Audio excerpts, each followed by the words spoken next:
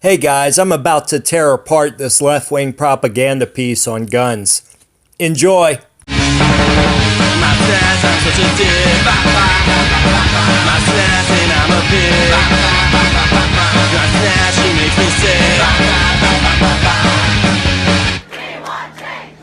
I don't understand why I could still go in a store and buy a weapon of war. What do you mean you don't sell surface-to-air missiles? What kind of establishment is this? There's no better time than now to talk about gun control. These are calls the American public has heard before. After Orlando, Democrats and Republicans we spoke with agree suspected terrorists like the Orlando shooter should not be allowed to purchase firearms.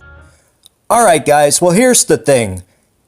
None of these shooters were terrorists before they committed their act. The Orlando nightclub shooter was not a terrorist before he went in that nightclub and killed all those people. So what they're saying here is that we should not sell guns to people who have ties to jihadi groups. I think a lot of people could get behind that, but the problem may come from the left. I think they would probably oppose it, considering groups like the Muslim Brotherhood fund many Democrat campaigns. 90% of Americans support universal background checks. Ah, President Obama and all his wisdom. Guys, what an idiot. We already have universal background checks. We have had them for decades. They are very thorough. The problem is that most gun crime is committed with guns that were obtained illegally. President Obama's home city is a perfect example of how prohibition only turns people into victims, creates more black markets, and is completely ineffective. And it has been with everything else. Marijuana, alcohol, and of course it will be with firearms. after each mass shooting, there's a surge of public support for stricter gun control. A new poll from Quinnipiac University shows record high support for stricter gun laws. So why hasn't Washington put stricter gun laws on the books? Number one, there's broad support, but also big divisions on gun control. The most comprehensive data is from 2017, and it shows that 60% of Americans say they want stricter gun laws. Support is even higher for things like a 30-day waiting period for gun sales and universal background checks. So guys, the information they're giving you came from this Gallup poll, and as you can see here, it was taken shortly after the Las Vegas massacre when emotions were running high, and it overwhelmingly sampled Democrats. That's why you have numbers like this. They also didn't ask, do you like the background checks we already have? They only asked, do you support universal background checks? Well, we already have those, so what are people going to answer? Either yes or no. On top of that, this 30-day period that they're talking about, that number just comes out the blue. You already have to wait to buy a gun. Sometimes it's a few hours, sometimes it's a few days. But the 30-day thing does not make a difference because nobody's going out and buying a new firearm so they can go out and shoot somebody with it. Most new firearms come with a spent casing, and on that casing it says that this gun can be identified by its casings, by the bullets it shoots. So you know if you shoot it to commit a crime, you can get caught. But dig deeper and you find the devil is in the details and the divides. Most Democratic voters want stricter gun laws, but less than 1 in 4 Republicans agree. Well, that makes sense because there are more Republicans who are legal gun owners. I don't buy into this idea that more Republicans own guns than Democrats. I just believe that there are a lot more illegal guns owned by Democrats, especially when you look at the demographics of who votes Democrat. Most Americans who don't own firearms say easy access to legal guns fuels gun violence. Fewer than half of gun owners agree. Well, of course, because gun owners are going to know better. That's like saying that 90% of fat slobs think that eating Krispy Kreme is fine, but 90% of doctors disagree. Non-owners want to ban assault-style weapons, while most gun owners don't. This is because they cannot define what an assault weapon is. The fact is that you can do more damage with a pump shotgun than you can do with an AR-15 rifle. And an automatic Glock pistol holds just as many rounds and fires just as fast as an AR-15. Gun owners may be a minority, but they're a very focused and vocal minority. Only about 3 in 10 Americans own a gun. So here you can see how the left use semantics to push propaganda. They are counting every person in the United States.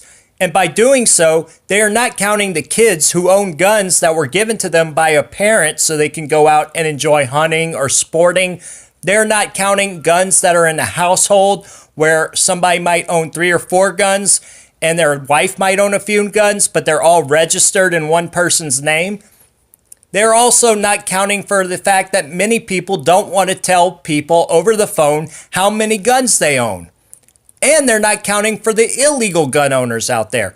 If you took these numbers literally, that would mean for each gun owner they are counting, each gun owner would have to own 20 or 30 guns with the number of guns that are existing in America today.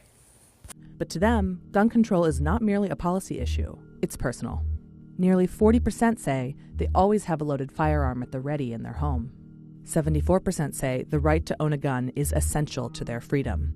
Gun owners are much more likely to contact lawmakers about gun policy compared to non-owners, and far more likely to donate to gun advocacy and policy groups. People feel this way and are passionate about this because many people are not just buying guns for sporting usage.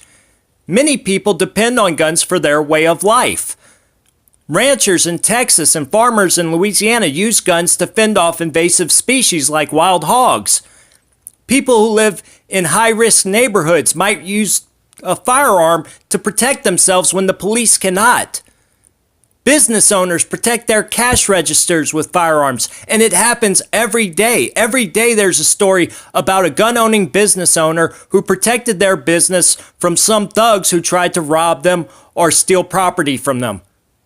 This is just the facts of life for many people, and gun ownership means independence for them. Number 3, the NRA is a formidable force in politics. Less than 20% of gun owners in America say they belong to the NRA, but it's big enough and disciplined enough to turn elections and to end political careers. The NRA is not some boogeyman. They are an organization that promotes gun safety, they teach responsible gun ownership, they advocate for our Second Amendment rights.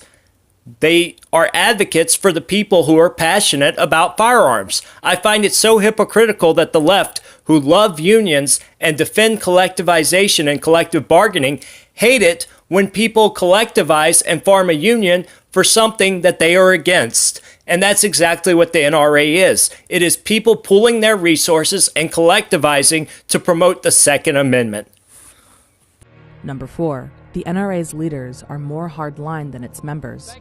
Polls show that NRA members do support some gun control policies, like outlawing sales to the mentally ill and people on terror watch lists. Most also favor universal background checks. But time and time again, NRA leaders in Washington work to kill these proposals. So of course, people in Washington working with politicians are going to know more than the average NRA member. The fact is when you talk about adding people to no-fly lists, that's a very sticky subject. You don't know how those people are added to these lists. And when you talk about banning people with mental health problems from owning guns, does that include people like people who are trans? Because trans is diagnosed as a mental personality disorder. Would that exclude them from owning guns too? You see, the left wouldn't like that, would they? No. So we can't go around trying to nitpick at every little thing. That's why we have these representatives going out and lobbying for us. Americans really clamoring for more gun control? Maybe not. We see spikes in public support for stricter laws in the wake of mass shootings like Columbine, Sandy Hook, and Las Vegas. But in a matter of weeks, the bumps fade. In fact, overall Americans have actually grown less supportive of gun control over the past 25 years. The shootings, meanwhile, continue.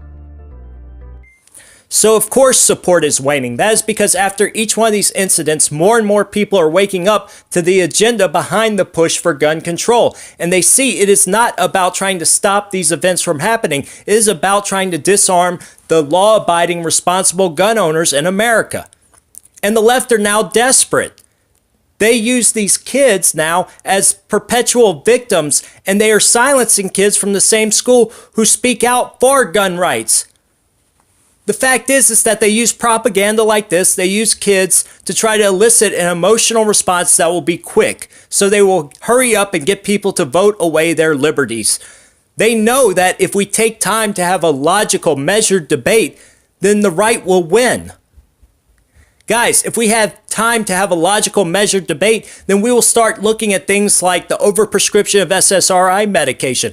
We will look at things like the degradation of the American family. We will look at things like the sensationalism of these events in the media. And we will look at things like soft targets, like gun-free zones. And the left does not want to address any of those things. And if we just addressed a couple of those things, these problems would go away. Guys, I'm out.